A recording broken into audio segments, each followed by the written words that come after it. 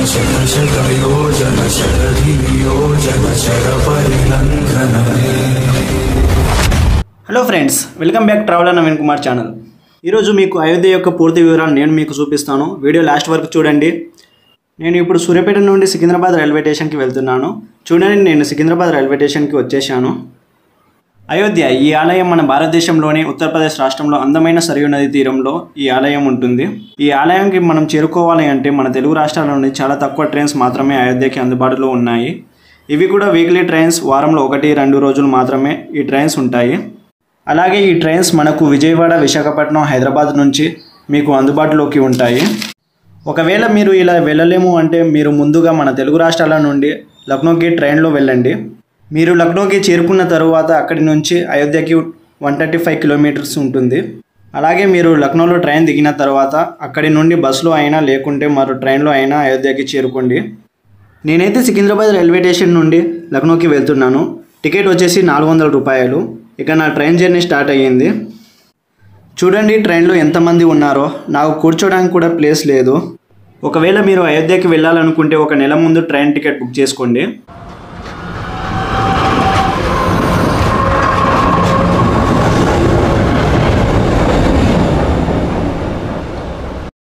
చూడండి ఫ్రెండ్స్, నేను లక్నోకి వచ్చేసాను.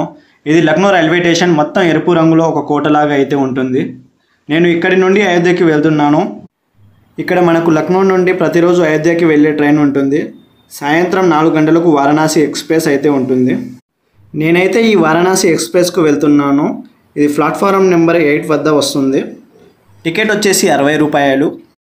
చూడండి, లక్నోలో వర్షం పడుతుంది. నేనైతే పైనుంచి మీకు మొత్తం చూపిస్తున్నాను. మనకు ఆ చివరన ప్లాట్ఫారం నెంబర్ 8 అయితే ఉంటుంది. ఇక్కడే వారణాసి ఎక్స్ప్రెస్ అనేది వస్తుంది. ఇక నేను ఇక్కడ నుంచి అయితే బయలుదేరుతున్నాను. చూడండి ఫ్రెండ్స్, నేను అయోధ్య ధామ్ జంక్షన్కి వచ్చేసాను. మనకు ఈ కుందేలు ఆకారంలో ఉన్న బొమ్మ కనిపిస్తుంది కదా, ఇదే రైల్వే స్టేషన్. ఇక్కడ మీకు రైల్వే స్టేషన్ యొక్క స్ట్రక్చర్ అయితే చూపిస్తాను. చూడండి, ఇది రైల్వే స్టేషన్ ఫుల్ స్ట్రక్చర్ అన్నమాట. నేను మీకు సైడ్ నుండి పైనుంచి చూపిస్తున్నాను. చూడండి, ఇందాక మీకు రైల్వే స్టేషన్ స్ట్రక్చర్ చూపించాను కదా, ఇప్పుడు చూడండి సేమ్ అలాగే ఈ అయోధ్య రైల్వే స్టేషన్ని నిర్మించారు. ఇంకా కన్స్ట్రక్షన్ అయితే జరుగుతూనే ఉంది. చూడండి అయోధ్య రైల్వే స్టేషన్ రాత్రిపూట ఎలా ఉందో. ఇప్పుడు నేను రైల్వే స్టేషన్ నుండి బయటకు వెళ్ళి మీకు పూర్తి వివరాలు ఇస్తాను. ఇక్కడ మనం ఎక్కడ స్టే చేయాలో నేను మీకు కంప్లీట్ డీటెయిల్స్ అయితే ఇస్తాను. ఇక్కడ మనకు కొన్ని ఆశ్రమాలు ఉంటాయి, అలాగే కొన్ని రూమ్స్ కూడా ఉంటాయి. వాటి గురించి అయితే నేను మీకు కంప్లీట్ డీటెయిల్స్ అయితే ఇస్తాను. ఈ అయోధ్యలో మనం స్టే చేయాలి అనుకుంటే ఇక్కడ చాలా రకాల హోటల్స్ అందుబాటులో ఉంటాయి. అలాగే మనకు ఇక్కడ ధర్మశాలలో రూమ్స్ అయితే ఉంటుంది. నేను కూడా ఈ ధర్మశాలలో రూమ్ అయితే తీసుకున్నాను. ఇక్కడ మనకు మినిమం 700 నుంచి 2000 వరకు rooms, AC, non AC rooms అయితే ఉంటుంది. నేను కూడా రూమ్ తీసుకున్నాను. నా రూమ్ కాస్ట్ వచ్చేసి 800 రూపాయలు. మీరు చూస్తున్నారు కదా, ఇదే నా రూము. ఇది చాలా నార్మల్ రూము. ఈ రూమ్లో మనకు ఒక బెడ్, ఇంకా ఒక మిర్రర్, అలాగే అటాచ్డ్ బాత్రూమ్ కూడా ఉంటుంది. అలాగే ఇక్కడ కొన్ని ధర్మశాలలో, ఆశ్రమాలలో ఫుడ్ కూడా వాళ్ళే పెడతారంట. మీకు నచ్చితే ఉండండి, లేకుంటే మీరు బయట ఏదైనా మంచి హోటల్ తీసుకొని అందులో రూమ్ అయితే బుక్ చేసుకోండి. చూడండి ఫ్రెండ్స్, మీకు బోర్డు కనిపిస్తుంది కదా, ఇదే రైల్వే స్టేషన్ బోర్డు అని. ఇప్పుడు నేను వచ్చింది ఈ రైల్వే స్టేషన్ రోడ్లోనే. నేను ఇక్కడే రూమ్ తీసుకున్నాను. ఒకవేళ మీరు రైల్వే స్టేషన్లో ట్రైన్ దిగి వస్తే ఇదే రోడ్లో వస్తారు. ఇక్కడి నుంచి ఇలా ముందుకు వస్తే లెఫ్ట్ సైడ్ మనం లోపలికి వెళ్తే శ్రీరామ్ జన్మభూమి టెంపుల్ అయితే వస్తుంది. అలాగే హనుమాన్ గారి టెంపుల్, ఇవన్నీ ఇదే వీధిలో ఉంటాయి. ఇక్కడి నుండి నేనైతే లోపలికి వెళ్తున్నాను.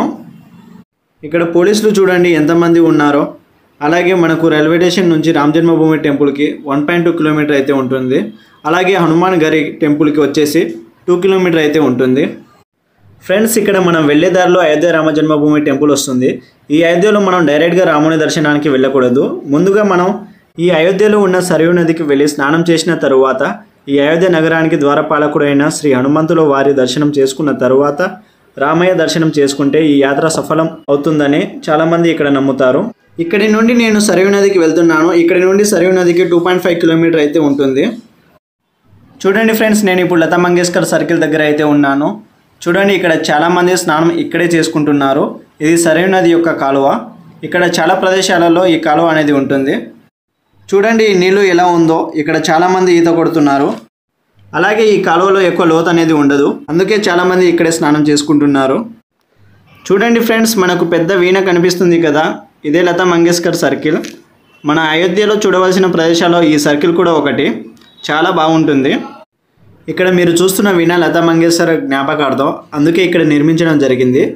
సంగీతానికి చిహ్నం వీణ కాబట్టి ఇక్కడ పెద్ద వీణ అయితే పెట్టారు. ఇక్కడ చూడండి హనుమాన్ విగ్రహం ఎంత బాగుందో. అలాగే ఇక్కడ చూడండి ఫ్రెండ్స్, ఇక్కడ మీరు స్తంభాలు చూస్తున్నారు కదా, పైన సూర్యుని బొమ్మ పెట్టారు, చాలా బాగుంది. ఇది ఎంట్రీ పాయింట్ అయోధ్యకి. మీరు లక్నో నుంచి బస్సులో వస్తే ఇలాగే రావచ్చు. అలాగే ఇక్కడి నుండి అయోధ్య రామ జన్మభూమి టెంపుల్కి 1.8 కిలోమీటర్, అలాగే హనుమాన్ గరికి 1.5 కిలోమీటర్ అయితే ఉంటుంది. ఇక్కడి నుంచి మనం పక్కకు వెళ్ళామంటే మనకు సరయూ నది అయితే వస్తుంది. అలాగే మనం రాత్రిపూట ఇక్కడికి వస్తే లైట్ షో అయితే ఉంటుంది. నేను మీకు మళ్ళీ రాత్రిపూట ఇక్కడికి వచ్చి చూపిస్తాను. చూడండి ఫ్రెండ్స్, ఫైనల్గా మనం సరయూ నదికి అయితే వచ్చేసాం. చూడండి సరయూ నది కనిపిస్తుంది కదా, ఎంత బాగుందో. ఇదంతా సరయూ నదియే. ఇక్కడ మనకు బ్రిడ్జ్ కనిపిస్తుంది, అలాగే ఆ చివర్లో రైల్వే బ్రిడ్జ్ కూడా ఉంటుంది. ఈ సరయూ నదిలో చాలామంది రాజులు ఎన్నో యాగాలు పూజలు కూడా జరిపించారంట. అందుకే ఈ నదిని, ఈ ఘాట్ని చాలా పవిత్రంగా భావించి ఇక్కడ స్నానం చేసి టెంపుల్కి వెళ్ళాలని చాలామంది అనుకుంటారు. ఒకవేళ మీరు కనీసం స్నానం చేయకపోయినా నెత్తిన నీళ్ళు అయినా చల్లుకోండి. మీరు స్నానం చేయాలన్నా ఇక్కడ ఏ ప్రాబ్లం అయితే ఉండదు. మీరు నదిలో మునిగి వచ్చాక ఇక్కడ మీకు వైట్ కలర్ అలాగే బ్లూ కలర్ బాక్సులు కనిపిస్తాయి. అందులో మీరు డ్రెస్ చేంజ్ చేసుకొని టెంపుల్కి అయితే వెళ్ళొచ్చు.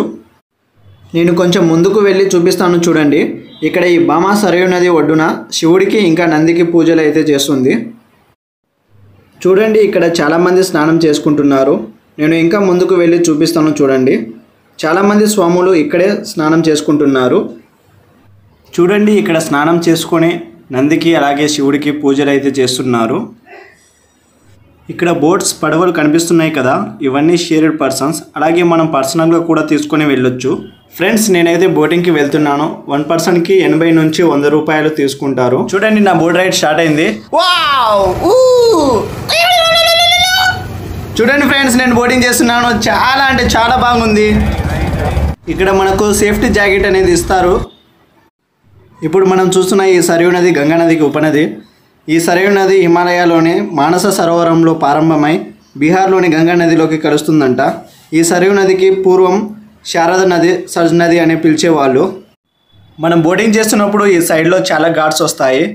ఇందులో రామ్ ఘాట్, లక్ష్మణ్ ఘాట్, ఇంకా సీతా ఘాట్, ఇలా చాలా ఘాట్స్ అయితే వస్తాయి. ఇవన్నీ కూడా మనం చూడొచ్చు. ఇక్కడ దీపావళి రోజున ఈ ఘాట్స్ మొత్తం దీపాలు వెలిగిస్తారు. చాలా బాగుంటుంది, మీరు కూడా చూడొచ్చు దీపావళి రోజున. అలాగే మనం ఇక్కడ చాలా ఘాట్స్ చూడొచ్చు. ఇవన్నీ చూసిన తర్వాత మనం ఎక్కడైతే బోట్ ఎక్కామో అక్కడే దింపేస్తారు. చూడండి ఎంత బాగుందో ఈ బోట్లో వెళ్తుంటే, చాలా అంటే చాలా బాగుంది. మనం సరయూ నది మొత్తం కూడా చూడొచ్చు ఈ బోటింగ్ చేస్తే. ఇక నా బోట్ రైడ్ అయితే పూర్తయింది. చూడండి, ఇక్కడ చాలా అంటే చాలా పడవలు మీకు కనిపిస్తాయి. మీరు కూడా ట్రై చేయండి ఇక్కడికి వస్తే. అలాగే నేను ఇక్కడ నుండి కొంచెం ముందుకైతే వెళ్తున్నాను. చూడండి, ఇక్కడ ఒక పెద్ద చెట్టు కింద హనుమాన్కి పూజలు చేస్తున్నారు. ఈ చెట్టు కింద అయితే చాలా విశాలంగా అయితే ఉంది. ఇక్కడ స్వామివారు చాలా బాగున్నారు. అలాగే ఇక్కడ చూడండి, ఇదొక పెద్ద కాలువ. నేను కిందకు వెళ్తున్నాను. చూడండి, ఈ నీళ్ళు అయితే చల్లగా ఉంది. ఇక్కడ కూడా చాలామంది ఈత కొడుతున్నారు, అలాగే స్నానం చేసుకుంటున్నారు. నేను ఇక్కడి నుండి కొంచెం ముందుకు వెళ్తున్నాను. ఈ పక్కనే చూడండి శ్రీరాముని విగ్రహం కనిపిస్తుంది కదా, ఇక్కడ అయితే చాలా బాగుంటుంది. ఈ ప్రదేశం అంతా కూడా కోతులు అలాగే ఉడతలు కూడా ఉంటాయి. అలాగే నేను ఇక్కడి నుండి ముందుకైతే వెళ్తున్నాను. చూడండి, ఇక్కడ బోర్డు కనిపిస్తుంది కదా, నేను ఇప్పుడు హనుమాన్ గరికి వెళ్తున్నాను. మీకు ఈ సరయూ నది దగ్గర నుంచి ఇక్కడికి 2 కిలోమీటర్ అయితే ఉంటుంది. మీరు ఆటోలో రావచ్చు, లేదంటే నడుచుకుంటూ రావచ్చు. నేనైతే నడుచుకుంటూ వచ్చేసాను. చూడండి, మీకు హనుమాన్ గరి అనేది కనిపిస్తుంది కదా, ఇక్కడి నుంచి మనం లోపలికి వెళ్తే ఆలయం అయితే వస్తుంది. ఈ అయోధ్యలో మనం మొట్టమొదటిగా చూడవలసిన టెంపుల్ ఈ హనుమాన్ ఆలయం. ఫస్ట్ మనం హనుమాన్ని దర్శించుకున్న తర్వాత శ్రీరాముని దర్శించుకోవచ్చు. ఇప్పుడు నేను ఈ హనుమాన్ దర్శనానికి ముందుకైతే వెళ్తున్నాను. ఇక్కడ చూడండి, చాలామంది నడుచుకుంటూ జై శ్రీరామ్ అనుకుంటూ వెళ్తున్నారు. ఇక్కడ మనకు క్యూ లైన్ అయితే ఉంటుంది. చూడండి, అందరూ ఇలానే వెళ్తున్నారు. నాకైతే క్యూ లైన్ చాలా దూరంలో ఉంది, నేను కూడా ఇలానే వెళ్తున్నాను. అలాగే ఈ పక్కనే పూలు మాలలు అలాగే ఇక్కడ స్వీట్స్ ఉన్నాయి కదా, ఇవన్నీ తీసుకెళ్ళి హనుమాన్ గారికి ప్రసాదంగా సమర్పిస్తారు అన్నమాట. ఇక్కడ చుట్టుపక్కల మొత్తం కూడా చూడండి, ఎటు చూసినా స్వీట్ షాప్ అయితే ఉంటుంది. చూడండి, నేనైతే స్వీట్ తీసుకున్నాను స్వామివారికి సమర్పించడానికి. ఇప్పుడు మనం వెళ్తున్నది హనుమాన్ ఆలయంలోకి. ఈ టెంపుల్ పైకి చేరుకోవాలనుకుంటే 80 మెట్లు ఎక్కాలి. రామ్ మందిర్ దర్శనానికి వెళ్ళే ముందు మొదట ఇక్కడ ఉన్న హనుమంతుని దర్శనం చేసుకోవాలి. ఈ గుడిలో హనుమంతుని అమ్మ అయిన అంజనీదేవి గారు ఉంటారని ఒక నమ్మకం. ఈ టెంపుల్లోని హనుమంతుని విగ్రహం కూడా బాలరూపంలో తన అమ్మ అయిన అంజనీదేవి ఒడిలో పడుకొని ఉన్నట్టు ఉంటుంది. అలాగే ఇక్కడ చరిత్ర విషయానికి వస్తే, రావణాసురుడితో యుద్ధమైన తరువాత శ్రీరాములు వారు తిరిగి అయోధ్యకి చేరుకున్నారు. అప్పుడే హనుమంతుల వారు కూడా ఇక్కడే వచ్చి నివసించారు అని చరిత్ర చెబుతుంది. ఇది హనుమాన్ వారి ప్రదేశం కాబట్టి హనుమాన్ గరి అని అంటారు. హనుమంతులు వారు ఈ అయోధ్య మొత్తాన్ని ఇక్కడి నుండి రక్షిస్తారు అన్నమాట. ఎందుకంటే ఈ అయోధ్యలో ఎత్తైన ప్రదేశం ఇదే కాబట్టి. ఇక్కడ నుండి చూసి అయోధ్య నగరం మొత్తం కూడా కనిపిస్తుంది. అంత ఎత్తులో ఉంటుంది ఈ ఆలయం. చూడండి, ఇక్కడ గోడలపైన అంతా హనుమాన్ చాలీసా ఉంటుంది. ఇక్కడ కూర్చొని చదువుకోవచ్చు. నేనైతే హనుమాన్ దర్శనం చేసుకున్నాను. ఇక్కడి నుండి మనం రాముని దర్శనానికి వెళ్ళొచ్చు. అలాగే దశరథ మహల్ని కూడా చూడొచ్చు. మనం రాముని దర్శనానికి వెళ్ళే దారిలో దశరథ మహల్ అనేది ఉంటుంది. నేనైతే దశరథ మహల్ని చూడడానికి వెళ్తున్నాను. చూడండి, ఇక్కడ మనకు బోర్డు కనిపిస్తుంది కదా, దాని ముందే కనిపిస్తుంది దశరథ మహల్. ఇప్పుడు మనం శ్రీరాముని తండ్రి అయిన దశరథ మహారాజు నివసించిన దశరథ మహల్కి అయితే వెళ్ళబోతున్నాం. అలాగే ఇక్కడే శ్రీరాముని తండ్రి అయోధ్యకు రాజైన దశరథ మహారాజు నివసించిన మహల్ పేరు దశరథ మహల్. ఒకప్పుడు దశరథ మహారాజు ఇక్కడే ఉండేవారు అని ఇక్కడి స్థానికులు చెబుతుంటారు. కానీ మీరు ఇప్పుడు చూస్తున్న వంటి ఈ మహల్ దశరథ మహారాజు కాలం నాటి మహల్ అయితే కాదు. సేమ్ ఇదే ప్లేస్లోనే ముందు మహల్ ఉండేది. కానీ అది కాలం మారుతున్న కొద్దీ కూలిపోవడంతో ఇదే ప్లేస్లో ఒక రాజు ఇక్కడ మహల్ అయితే కట్టించడం జరిగింది. చూడండి, ఈ మహల్ని చాలా అద్భుతంగా నిర్మించారు. అలాగే ఇక్కడ చాలామంది ప్రజలు చూడడానికి వస్తుంటారు. ఈ మహల్ అయితే చాలా బాగుంది.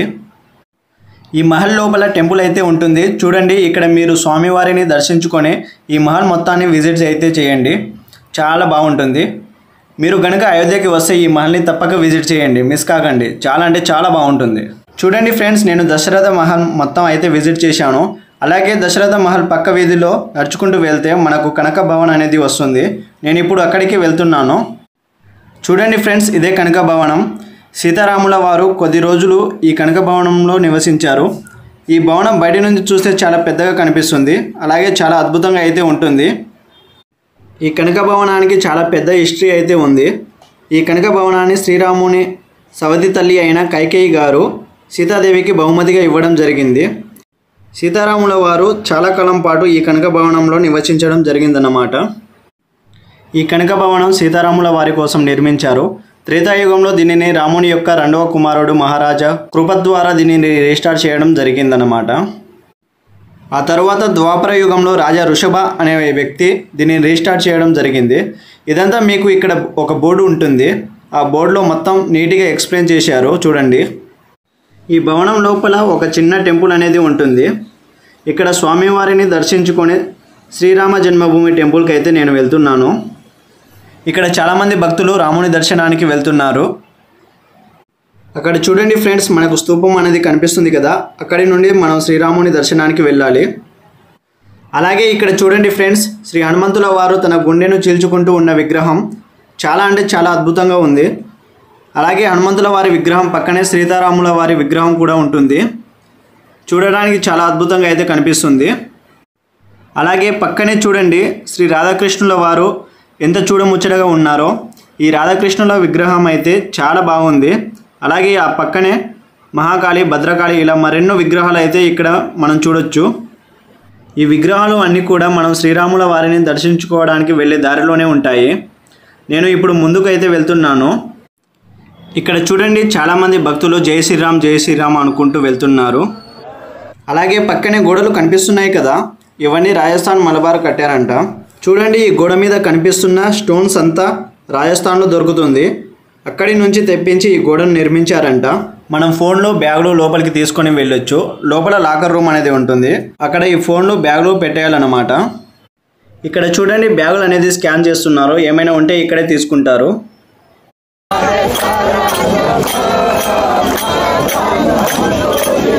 ఇక్కడ చూడండి మన స్లిప్పర్స్ అయితే ఇక్కడే విడిచిపెట్టి లోపలికి వెళ్ళాలి, టోకెన్ ఇస్తారు.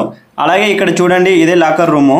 మనం మన బ్యాగులను ఇక్కడే ఇచ్చేయాలి. వాళ్ళు టోకెన్ ఇస్తారు, మనం మళ్ళీ వాళ్ళకు టోకెన్ ఇస్తే మనకు బ్యాగులు ఇచ్చేస్తారు. ఇక నేను టెంపుల్ లోపలికి అయితే వెళ్తున్నాను. చాలామంది ప్రజలు 500 సంవత్సరాల పాటు పోరాడిన తర్వాత మనకు ఈ రామాలయం అనేది వచ్చింది. శ్రీరాముడు జన్మించిన ఇదే ప్రదేశంలో ఈ ఆలయం నిర్మించడం జరిగింది. మన భారతదేశంలోనే ఈ ఆలయాన్ని ఎంతో అద్భుతంగా నిర్మించారు. ఈ రామాలయంలో బాలరాముడిని దర్శనం చేసుకోవడం ఎంతో భాగ్యం, ఎన్నో జన్మల అదృష్టం కూడా. ఇక్కడి నుండి మనం లోపలికి వెళ్తే మనకు బాలరాముడి రూపం అనేది కనిపిస్తుంది. ఇక్కడ స్వామివారిని చూస్తుంటే 2 కన్నులు చాలడం లేదు, అంత అద్భుతంగా ఉన్నారు.